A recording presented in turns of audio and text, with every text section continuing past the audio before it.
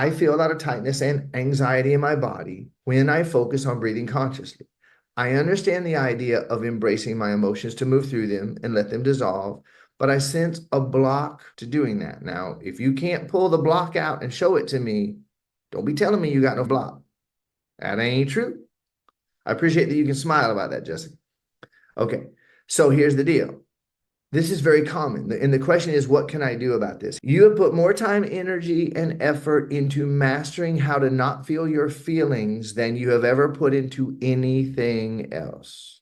You had to master not feeling your feelings so that you wouldn't express them and get alienated, abandoned, rejected, put in trouble, put in timeout, left alone, ignored. The second most effective way to not feel your feelings is to think about them.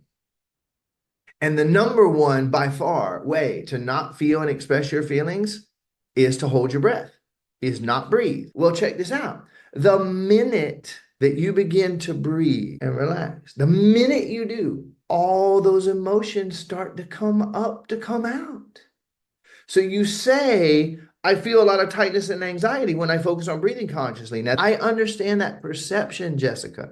I'm having you look at it from a different angle. So I'm going to say your first sentence in different order. Here's your first sentence.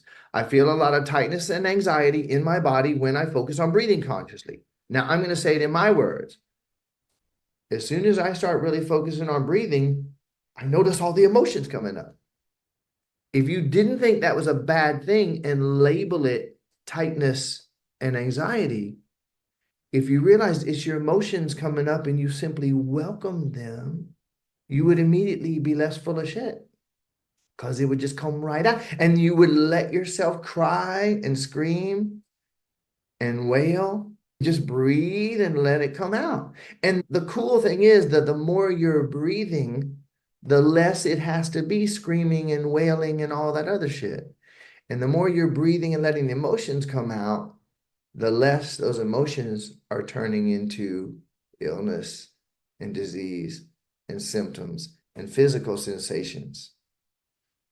You're welcome.